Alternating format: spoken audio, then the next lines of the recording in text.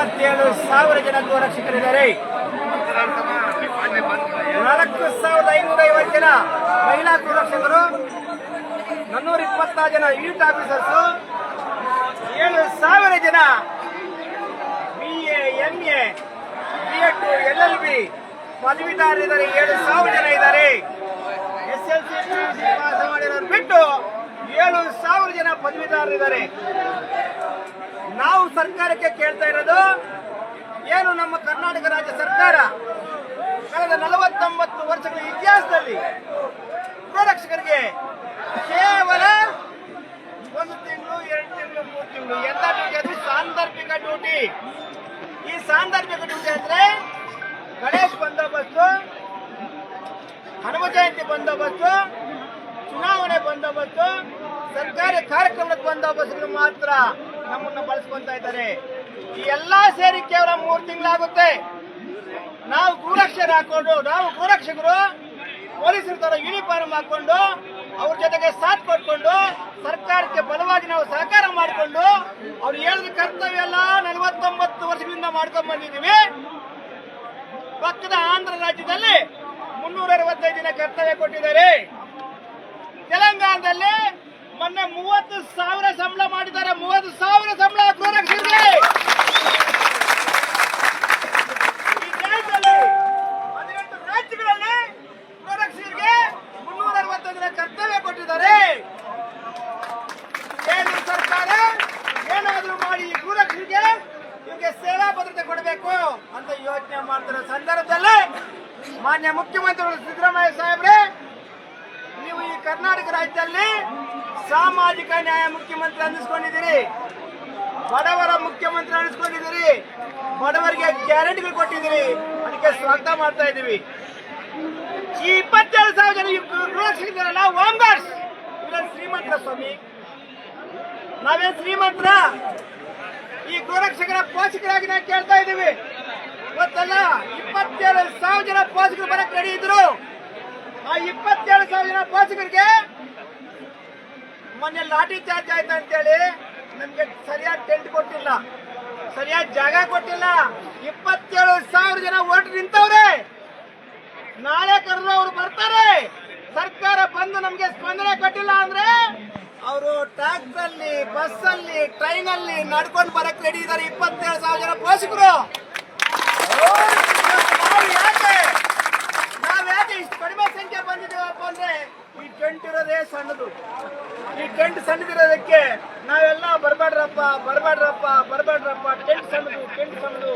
ಅಲ್ಲಿ ಪೊಲೀಸ್ ಇಲಾಖೆಯವರು ಪರ್ಮಿಷನ್ ಕೊಟ್ಟೇ ಇಲ್ಲ, ಕೊಟ್ಟರೆ ಸಣ್ಣ ಟೆಂಟ್ ಕೊಟ್ಟವ್ರೆ ಅಂತ ಹೇಳಿ ಹೇಳಿ ಅವ್ರನ್ನ ಅವಾಯ್ಡ್ ಮಾಡಿದ್ದಕ್ಕೆ ಆದ್ರೂ ಕೂಡ ಈ ಟೆಂಟ್ ತುಂಬೋಗ್ಬಿಟ್ಟಿದೆ. ಇನ್ನು ಬರ್ತಾನೆ ಇದ್ದಾರೆ.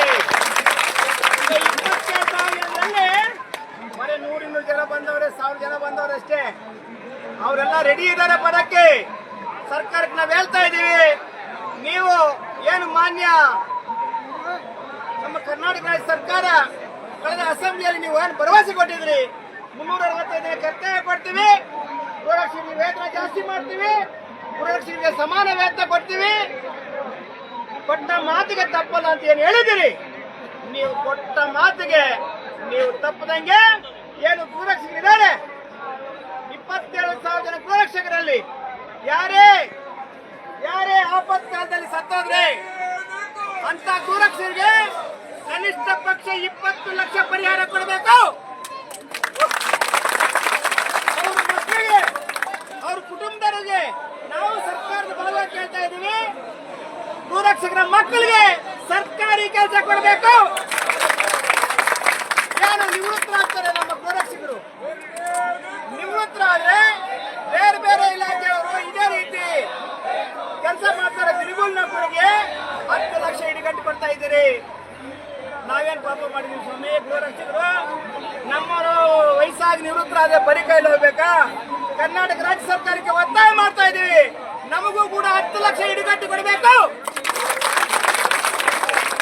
ಈ ರಾಜ್ಯದಲ್ಲಿ 27,000 ಜನ ಗೋರಕ್ಷಕರು ಹಳ್ಳಿಗಳು ಕಾಯ್ತಾ ಇದೀವಿ, ಪಟ್ಟಣಗಳು ಕಾಯ್ತಾ ಇದೀವಿ, ನಗರಗಳು ಕಾಯ್ತಾ ಇದೀವಿ.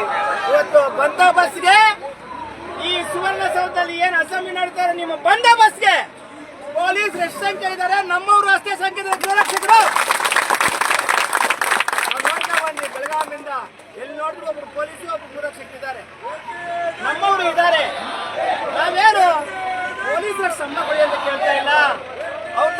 ಏನ್ ಮಾಡಿ ಅಂತ ಕೇಳ್ತಾ ಇಲ್ಲ.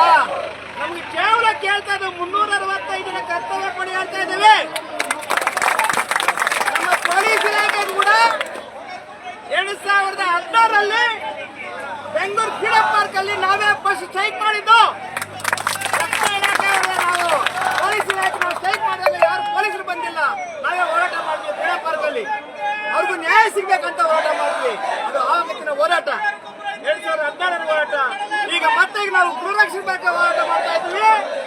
ಈ ಗೃಹರಕ್ಷಕರಿಗೆ 3 ಹೊತ್ತು ಊಟ ಸಿಗ್ತಾ ಇಲ್ಲ, ಇವ್ರಿಗೆ ಸರಿಯಾದ ಕೂಲಿ ಸಿಗ್ತಾ ಇಲ್ಲ.